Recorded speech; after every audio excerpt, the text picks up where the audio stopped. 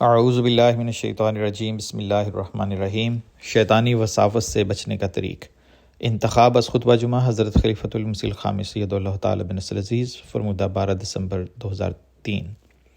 یا ایھا الذین آمنوا لا تتبعوا خطوات الشیطان ومن یتبع خطوات الشیطان فإنہ یأمر بالفحشاء والمنکر ولولا فضل اللہ علیکم ورحمتہ ما زکا منکم من احد ابدا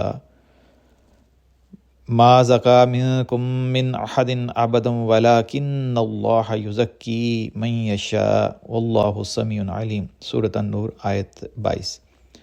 اس آیت کا ترجمہ ہے کہ اے وہ لوگو جو ایمان لائے ہو، شیطان کے قدموں پر مت چلو، اور جو کوئی شیطان کے قدموں پر چلتا ہے تو وہ یقیناً بے حیائی اور ناپسندیدہ باتوں کا حکم دیتا ہے، اور اگر اللہ کا فضل اور اس کی رحمت تم پر نہ ہو تو تم میں سے کوئی ایک بھی کبھی پاک نہ ہو سکتا، لیکن اللہ جسے چاہتا ہے پاک کر دیتا ہے، اور اللہ بہت سننے والا اور دائمی علم رکھنے والا ہے۔ قرآن کریم میں 4-5 مختلف جگہوں پر یہ حکم ہے کہ شیطان کے قدموں پر نہ چلو، ان پر چلنے سے بچتے رہو۔ کبھی عام لوگ مخاطب ہیں اور بعض جگہ مومنوں کو مخاطب کیا گیا ہے، تو ایمان لانے والوں کو یہ تنبیہ کی ہے، مومنوں کو یہ تنبیہ کی ہے کہ یہ نہ سمجھو کہ ہم ایمان لے آئے اس لیے ہمیں اب کسی چیز کی فکر نہیں ہے۔ فرمایا کہ نہیں، تمہیں فکر کرنی چاہیے، کیونکہ جہاں تم ذرا بھی لاپرواہ ہوئے، اللہ تعالیٰ کی طرف سے تمہاری توجہ ہٹی تو تمہارا ایمان ضائع ہونے کا خطرہ ہر وقت موجود ہے، کیونکہ شیطان گھات میں بیٹھا ہے۔ اس نے تو آدم کی پیدائش کے وقت سے ہی کہہ دیا تھا کہ اب میں ہمیشہ اس کے راستے پر بیٹھا رہوں گا، اور شیطان نے اپنے پر یہ فرض کر لیا تھا کہ اللہ تعالیٰ جو بھی آدم اور اس کی اولاد کے لیے نیک راستے تجویز کرے گا، وہ ہر وقت ہر راستے پر بیٹھ کر ان کو گمراہ کرنے کی کوشش کرے گا۔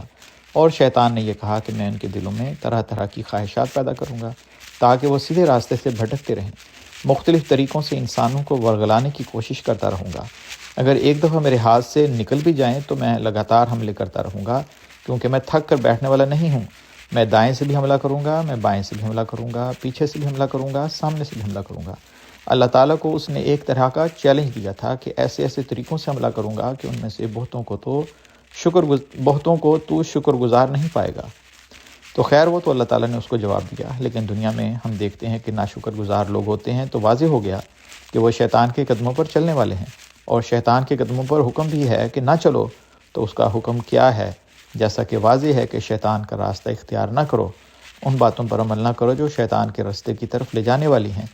جب انسان مومن بھی ہو، پتہ بھی ہو کہ شیطان کا راستہ کون سا ہے، اور پھر یہ بھی پتہ ہو کہ شیطان کا راستہ انتہائی بھیانک راستہ ہے، یہ مجھے تباہی کے گڑھے کی طرف لے جائے گا، تو پھر کیوں ایسا شخص جو ایک دفعہ ایمان لے آیا ہو شیطان کے راستے کو اختیار کرے گا اور اپنی تباہی کے سامان پیدا کرے گا؟ کوئی عقل والا انسان جس نے ایمان بھی دیکھ لیا ہو، جانتے بوجھتے ہوئے کبھی بھی اپنے آپ کو اس تباہی میں نہیں ڈالے گا۔ تو پھر کیوں مومنین کو یہ تنبیہ کی گئی ہے کہ شیطان کے راستے پر مت چلو، اس سے بچتے رہو؟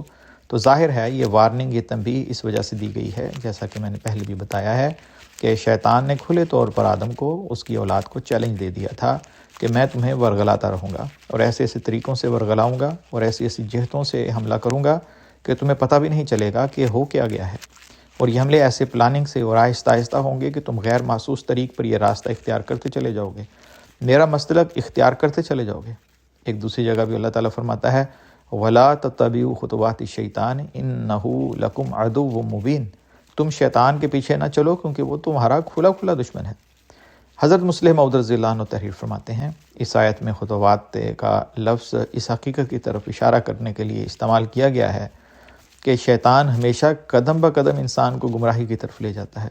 وہ کبھی یکدم کسی انسان کو بڑے گناہ کی تحریک نہیں کرتا، بلکہ اسے بدی کی طرف صرف ایک قدم اٹھانے کی ترغیب دیتا ہے، اور جب وہ ایک قدم اٹھا لیتا ہے تو پھر دوسرا قدم اٹھانے کی تحریک کرتا ہے۔ اس طرح آہستہ آہستہ اور قدم بہ قدم اسے بڑے گناہوں میں ملوث کر دیتا ہے۔ بس فرماتا ہے ہم تمہیں نصیحت کرتے ہیں کہ تمہارا صرف چند احکام پر عمل کر کے خوش ہو جانا اور باقی احکام کو نظر انداز کر کے سمجھ لینا کہ تم پکے مسلمان ہو، ایک شیطانی وسوسہ ہے۔ اگر تم اسی طرح احکام الہیہ کو نظر انداز کرتے رہے تو رفتہ رفتہ جن احکام پر تمہارا اب عمل ہے، ان احکام پر بھی تمہارا عمل جاتا رہے گا۔ بس اپنے اعمال کا جائزہ لیتے رہو اور شیطانی وساوس سے ہمیشہ بچنے کی کوشش کرو۔ تفسیر کبیر جلد 2 صفحہ 457۔ پھر آپ اس کی تفسیر میں فرماتے ہیں کہ اے مومنو، تم شیطان کے قدموں کی پیروی نہ کرو، اس لیے کہ جو شخص شیطان کے قدموں کے پیچھے چلے گا وہ بدی اور بدکاری میں مبتلا ہو جائے گا، کیونکہ شیطان فحشاء اور منکر کا حکم دیتا ہے۔ اس میں یہ بتایا گیا ہے کہ ہر برائی جو دنیا میں پھیلتی ہے اس کی ابتدا بھیانک نہیں ہوتی۔ شیطان کا یہ طریق نہیں کہ کوئی خطرناک بات کرنے کے لیے ابتدا میں ہی انسان کو تحریک کرے، کیونکہ انسان کی فطرت میں حیا و شرم کا مادہ رکھا گیا ہے۔ اس لیے جس کام کو انسان صریح طور پر برا سمجھے اس کو فوری طور پر کرنے کے لیے وہ تیار نہیں ہوتا۔ روزنامہ الفضل انٹرنیشنل، بروز ہفتہ، مورخہ 23 اگست 2025، صفحہ نمبر 2، آواز رضوان احمد افضل۔